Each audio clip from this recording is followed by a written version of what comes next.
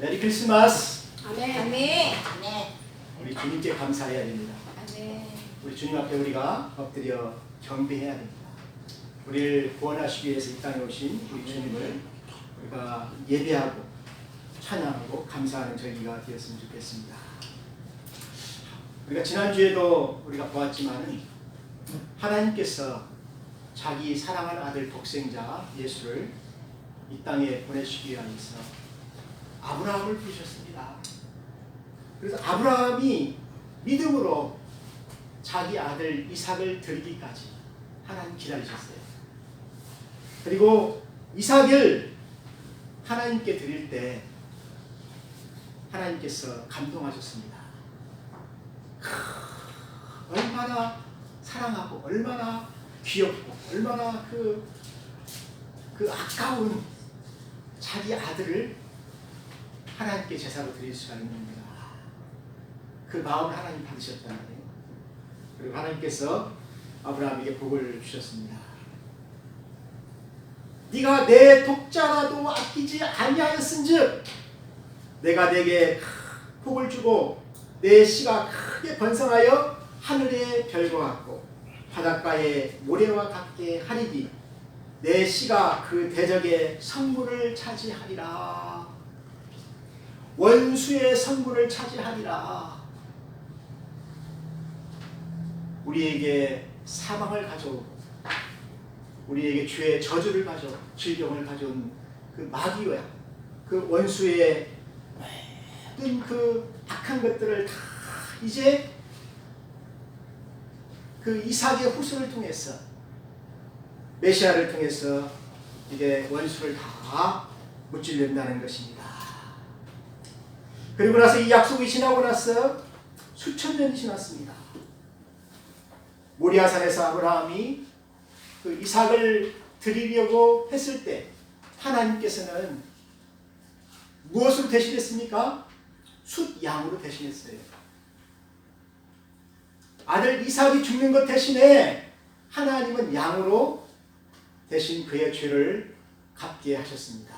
그래서 양이 죽게 된 것입니다. 사랑하는 성도 여러분,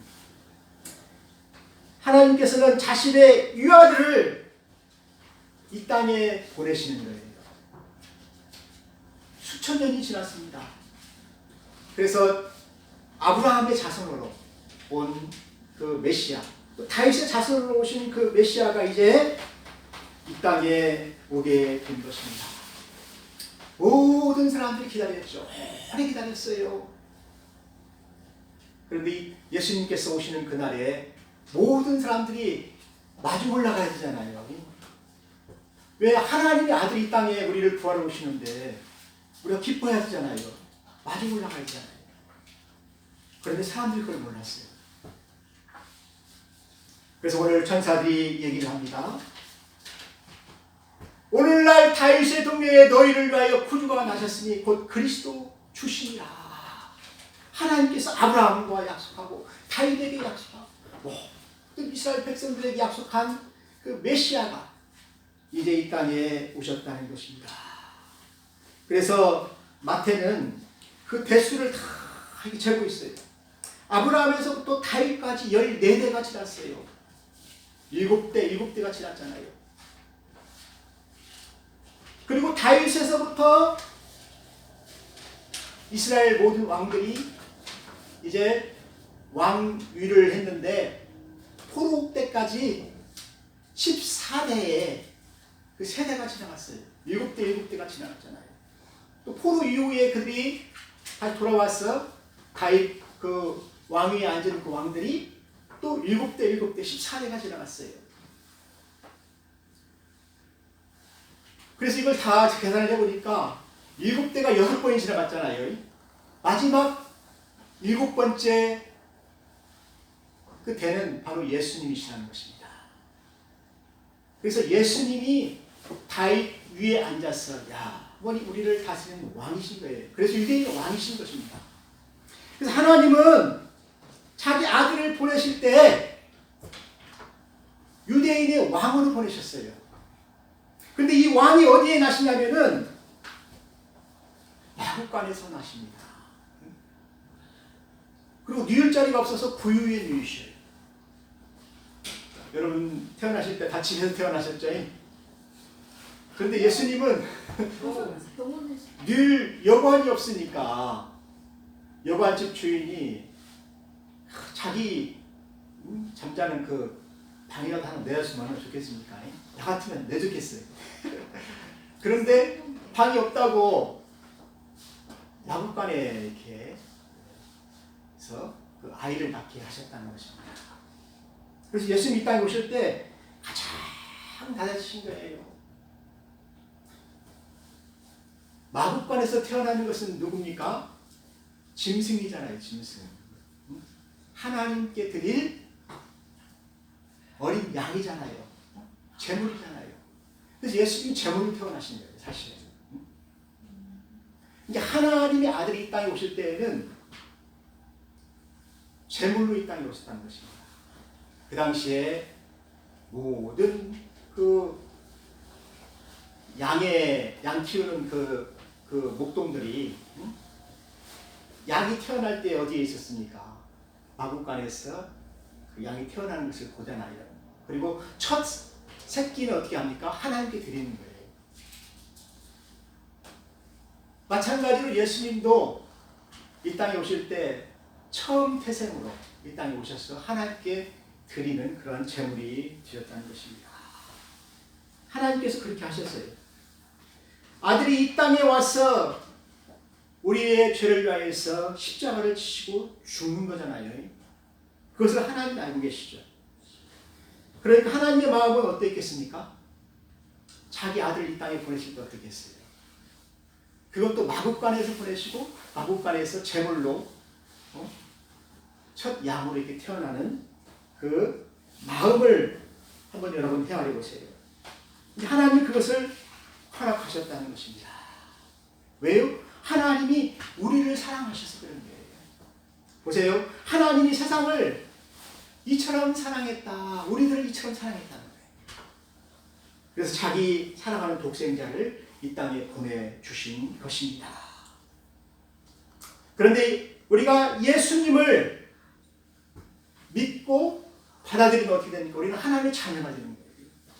멸망하지 않고 영생을 얻게 되는 것입니다. 그런데에도 이 땅에 있는 사람들은 빛이 세상에 왔는데, 하나님의 아들이 세상에 왔는데 그냥 무시해버렸어요. 영접하지 않았다는 것입니다. 근데 영접하는 사람들에게는 하나님의 자녀가 되는 그런 구원의 은혜를 하나님께서 주셨다는 것입니다.